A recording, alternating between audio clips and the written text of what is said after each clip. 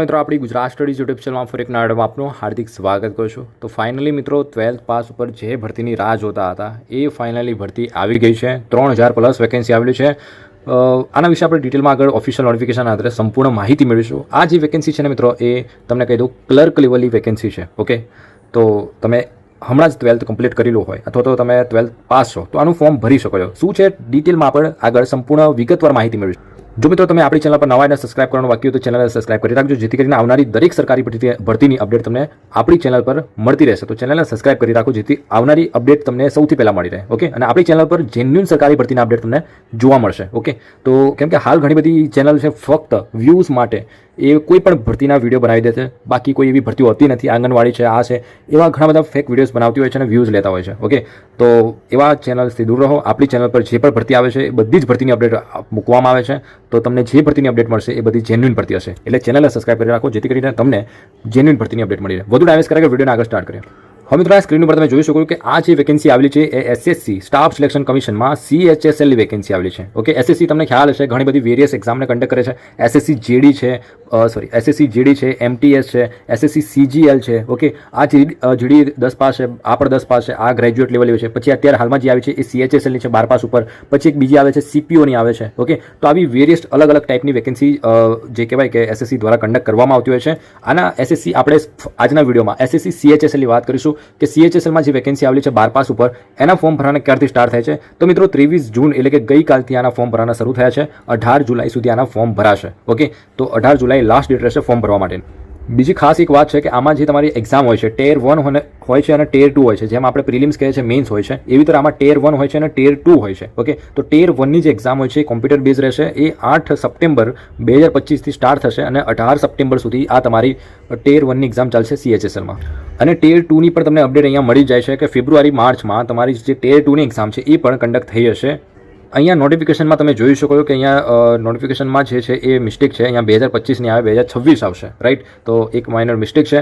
જે વેકેન્સી છે મેં તમને કીધું એ પ્રમાણે કે આ જે લોઅર ડિવિઝનલ ક્લર્ક એટલે એની વેકેન્સી છે અને બીજી છે જુનિયર સેક્રેટરી આસિસ્ટન્ટની આ વેકેન્સી છે। લેવલ 2 ની વેકેન્સી ગણવામાં આવે છે। 19,900 સ્ટાર્ટિંગ સેલેરી હોય છે, પરંતુ આગળ તમને બતાવીશ કે સેલેરી બધું જોડતા તમારી જે સેલેરી બનતી હોય છે મિત્રો એ 35 થી 40,000 ની આજુબાજુ તમારી સેલેરી બનતી હોય છે મિત્રો। અને જ્યારે 8 પે કમિશન લાગુ પડશે તો 40 પ્લસ સેલેરી તમારે ઘણી જ લેવાની આમાં। ઓકે, સેન્ટ્રલ ગવર્મેન્ટની વેકેન્સી છે અને 8 પે કમિશન લાગશે એટલે તમારી સેલેરી 40 પ્લસ થઈ જશે। ઓકે, તો બહુ સારી વેકેન્સી છે, શાંતિની જલસાની નોકરી છે। પછી એમાં જ આ જે છે ને એમાં અલગ અલગ હોય છે। એક લોઅર ડિવિઝનલ ક્લર્ક ટાઈપની હોય છે, પછી GSA ની હોય છે, એ લેવલ 2 ની છે। ઓકે, પછી એમાં જ તમે જો સારા એવા માર્ક્સ હોય, ડેટા એન્ટ્રી ઓપરેટર માટે એલિજિબલ હોય, તમે સાયન્સ બેકગ્રાઉન્ડથી હોય, કોમ્પ્યુટર બેકગ્રાઉન્ડથી હોય તો તમે આના માટે પણ એલિજિબલ થઈ જાઓ છો। આ લેવલ 5 ની વેકેન્સી છે। એમાં 25,500 સ્ટાર્ટિંગ સેલેરી હોય છે અને આમાં તમે જોઈ શકો છો કે ડેટા એન્ટ્રી ઓપરેટર ગ્રેડ 1 ની પણ વેકેન્સી હોય છે। ઓકે, મેઇનલી આનું ક્વોલિફિકેશન અલગ હોય છે, આગળ બતાવી દઈશ કે શું ક્વોલિફિકેશન હોય છે, રાઈટ? 12 પાસ લેવલનું જ હોય છે, પરંતુ એમાં સાયન્સ સ્ટ્રીમ માંગેલી હોય છે વગેરે વગેરે। હવે આપણે વાત કરીએ એજ લિમિટની, પછી આપણે શૈક્ષણિક લાયકાત પણ સમજી લઈએ। એજ લિમિટ જોઈએ તો તમે અહીંયા જોઈ શકો છો કે 1 જાન્યુઆરી 2026ના અનુસાર તમારી એજ છે એ ગણવામાં આવશે। ઓકે, એટલે કે આ ડેટને ધ્યાનમાં રાખીને। ઓકે, હવે મિત્રો અહીંયા તમે જોઈ શકો કે જે ડેટ ઓફ બર્થ આપેલી છે ને કે 2 જાન્યુઆરી 1900 પહેલાં તમારો જન્મ ના હોવો જોઈએ અને 1 જાન્યુઆરી 2008 પછી તમારો જન્મ ના હોવો જોઈએ। એટલે કે આ જે બોક્સ બનાવ્યું છે એની વચ્ચે તમારો જન્મ હોય તો તમે એલિજિબલ છો, ફોર્મ ભરી શકો છો। બાકી તમે જો કેટેગરી આવે છે આ પ્રમાણે SC ST OBC PWD તો તમને 3 વર્ષ 5 વર્ષની આ પ્રમાણે કેટેગરી પ્રમાણે છૂટછાટ મળી રહેશે। એ તમે વિડીયોને પોઝ કરી જોઈ શકો છો જો તમારી પાસે SC ST સર્ટિફિકેટ હોય તો। ઓકે, OBC નું સર્ટિફિકેટ હોય, નોન ક્રિમિનલ હોય। ઓકે, વાત કરીએ આગળ એજ્યુકેશન ક્વોલિફિકેશનની કે શૈક્ષણિક લાયકાત શું માંગેલી છે। તો શૈક્ષણિક લાયકાત તમે જોઈ શકો કે ફોર ડેટા એન્ટ્રી ઓપરેટર હોય એટલે કે ગ્રેડ E ની DEO કહેવામાં આવે છે। ઓકે, અને એ વેકેન્સી છે ministry of consumer affairs, food and public distribution, ministry of કલ્ચરના અંડરમાં આવે છે। આ ડિપાર્ટમેન્ટમાં તમારે વેકેન્સી છે ડેટા એન્ટ્રી ઓપરેટરની ગ્રેડ E ની વેકેન્સી છે। આના માટે basically 12th standard pass in science stream with mathematics as a subject from recognise board or equivalent. Okay, અહીંયા બહુ મોટો શબ્દ વાપરી લીધો, ઇક્વિવેલેન્ટ, એટલે અહીંયા જે ડિપ્લોમા એન્જિનિયર કેન્ડિડેટ હતા એ પણ એલિજિબલ થઈ ગયા। ઓકે, જો મિત્રો તમારે ડેટા એન્ટ્રી ઓપરેટર માટે ફોર્મ ભરવું છે તો તમારે 12 પાસ હોવા જોઈએ સાયન્સ સ્ટ્રીમમાંથી અને મેથેમેટિક્સ તમારો સબ્જેક્ટ હોવો જોઈએ, બાયોલોજી નહીં ચાલે। ઓકે, તો આ ખાસ યાદ રાખજો। જો તમે 12 પાસ નથી તમે 10 પાસ પછી ડાયરેક્ટ ડિપ્લોમા એન્જિનિયરિંગ કરેલું છે તો પણ તમે એલિજિબલ છો ડેટા એન્ટ્રી ઓપરેટરની પોસ્ટ માટે. હવે અહીંયા જે પણ લોકોએ આર્ટ્સ કરેલું છે એ લોકો માટે વેકેન્સી નથી એવું નથી, એ લોકો માટે પણ વેકેન્સી છે. જસ્ટ નીચે વાંચો. ઓકે, આ નંબર LDC GSA આ જે વેકેન્સી છે એ તમારા માટે છે. 12th સ્ટાન્ડર્ડ ઓર ઇક્વિવેલન્ટ એટલે કે જે પણ લોકોએ 12 પાસ કરેલું હોય એ બધા જ LDC લોઅર ડિવિઝનલ ક્લર્ક અને જુનિયર સેક્રેટરી આસિસ્ટન્ટ માટે ગ્રેડ A ની જ વેકેન્સી છે. ઓકે, બસ સેલેરીમાં ફરક છે કે આ છે એ લેવલ 2 ની વેકેન્સી છે, આ લેવલ 5 ની વેકેન્સી છે. બરોબર મિત્રો, બાકી એક્ઝામ તમારે અલગ અલગ નથી આપવાની, એક જ એક્ઝામ હોય છે, કોમન એક્ઝામ એ પ્રમાણે જ હોય છે. ઓકે, બાકી તમે એવું વિચારતા હોય કે હું આમાં પણ એપ્લાય કરું આમાં પણ એપ્લાય કરું, જે લોકોએ ખાસ કરીને સાયન્સ સ્ટ્રીમમાંથી છે, તો એવું નથી.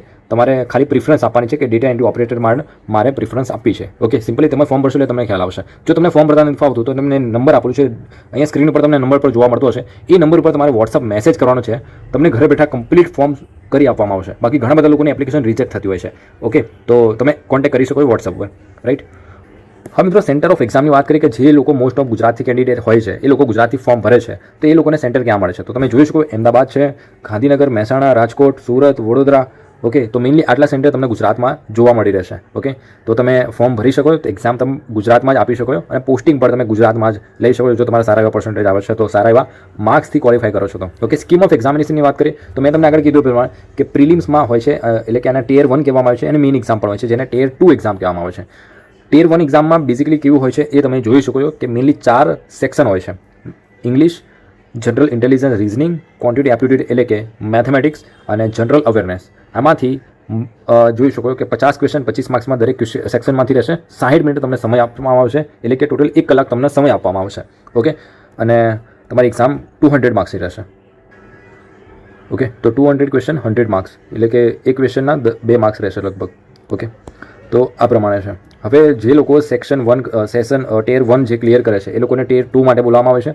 હવે જે ટિયર 2 ની એક્ઝામ છે ને મિત્રો એ મીન્સ લેવલની હોય છે. એમાં તમે જોઈ શકો કે એમાં 2 સેશન હોય છે. સેશન 1 2 કલાક 15 મિનિટનો હોય છે, જેમાં તમે સેક્શન 1 જોવા મળશે મેથ્સ અને રિઝનિંગ. સેક્શન 2માં છે ઇંગ્લિશ અને GS. ઓકે, એટલે કે જનરલ અવેરનેસ હોય છે. પછી સેક્શન 2 હોય છે, સેક્શન 3 હોય છે. ઓકે, અને પછી સેશન 2 પણ હોય છે. ઓકે, સેશન 2 જેને કહેવામાં આવે છે સ્કિલ ટેસ્ટ, ટાઈપિંગ ટેસ્ટ હોય છે ને, એ સેશન 2 હોય છે તમારો. બરાબર, તો આ પ્રમાણે હોય છે. બાકી આનું નોટિફિકેશન છે, ડિટેલમાં સિલેબસ છે, એ આપણી ટેલિગ્રામ પર તમને જોવા મળી રહેશે, તો ટેલિગ્રામ ચેનલને જોઈન કરી રાખજો મિત્રો. ઓકે, તો આમાં બેઝિકલી સેશન 1 છે ને, તમને ફરીવાર ક્લિયર કરું છું કે 2 કલાક 15 મિનિટ સમય મળશે, જેમાં તમને મેથ્સ, રિઝનિંગ, ઇંગ્લિશ અને GK માંથી ક્વેશ્ચન પૂછાશે અને કોમ્પ્યુટર નોલેજમાંથી પણ પ્રશ્ન પૂછાશે. એ તમે જોઈ શકો કે મેથ્સ રિઝનિંગના 30 ક્વેશ્ચન એટલે કે 60 ક્વેશ્ચન પૂછાશે 180 માર્ક્સમાં. એક પ્રશ્નના 3 માર્ક્સ રહેશે મિત્રો. કેટલા? એક પ્રશ્નના 3 માર્ક્સ રહેશે. અને કોમ્પ્યુટર સેશન માટે તમને 15 મિનિટ અલગથી આપવામાં આવશે, જેના માટે 15 ક્વેશ્ચન સોલ્વ કરવાના છે. એના પર 3 માર્ક્સ અલગ રહેશે. 15 ક્વેશ્ચન પૂછે છે, 45 માર્ક્સ રહેશે એના. ઓકે, પછી તમારું સેશન 2 હોય છે. ઓકે, સેશન 2 એમાં પાર્ટ એ હોય છે skill test. Okay, skill test હોય છે વગેરે, ટાઈપિંગ વગેરે કરવામાં આવતું હોય છે. જે લોકોએ ખાસ કરીને DO જેવી પોસ્ટ માટે એપ્લાય કર્યું હોય, data entry operator grade A, તો એ લોકોને સ્કિલ ટેસ્ટ હોય છે. ઓકે, અને જે લોકો LDC અને GSA માટે હોય છે એ લોકોને ટાઈપિંગ ટેસ્ટ હોય છે. ઓકે, તો સેશન 2માં આ પ્રમાણે હોય છે. જો તમે બંને સેશન 1 અને ટિયર 1 અને ટિયર 2 ક્લિયર કરો છો તો તમને ફાઇનલી સિલેક્શન થતું હોય છે, જોઈનિંગ લેટર મળતું હોય છે. આ પ્રમાણે હોય છે. ડિટેલ સિલેબસ અહીંયા તમે જોઈ શકો. ટેલિગ્રામ ઉપર પણ હું અપડેટ કરાવી દઈશ, નોટિફિકેશન પણ તમે ચેક કરી શકો છો. ટેલિગ્રામની પણ લિંક તમને કોમેન્ટ સેક્શનમાં પિન કરેલી છે, જોઈન કરી શકો છો. બાકી જે પણ ઇમ્પોર્ટન્ટ હતું મહત્વનું એ મેં તમને સમજાવી દીધું છે. ડોક્યુમેન્ટ વગેરે શું જોઈએ છે ફોર્મ ભરવા માટે, એક્ઝામ પેટર્ન સિલેબસ શું હોય છે, ડિટેલ સિલેબસ શું છે, પેટર્ન કઈ રીતનું હોય છે એક્ઝામની, ટિયર 1 ટિયર 2 હોય છે એ પણ સમજાવી દીધું. બાકી બેઝિકલી બીજું કંઈ વસ્તુ છે નહીં. હવે જે તમારી એલિજિબલ હોય ફોર્મ ભરી શકો છો. બાકી આના પર તૈયારી કેવી રીતે કરવી, કઈ બુક વાંચવી, એના માટે જો તમારે જોઈતું હોય તો તમે કોમેન્ટ સેક્શનમાં કોમેન્ટ કરજો, તો હું એના પર એક સેપરેટ અલગ વિડીયો બનાવી દઈશ. ઓકે, તો આ હતી મિત્રો ભરતીની સંપૂર્ણ વિગતવાર માહિતી. ટોટલ વેકેન્સી મેં તમને કીધું એ પ્રમાણે કે 31 વેકેન્સી આવેલી છે. 31 મીન્સ કે 3131 વેકેન્સી આવેલી છે. ઓકે, તો આ તમે ચેક કરી શકો. બાકી આના સિવાય કોઈ ડાઉટ હોય, કોઈ કન્ફ્યુઝન હોય તો કોમેન્ટ સેક્શનમાં કોમેન્ટ કરીને પૂછી શકો, તો હું જરૂરથી રિપ્લાય આપીશ. મળે મિત્રો નેક્સ્ટ વિડીયોમાં. આ વિડીયો પર તો આટલું છે.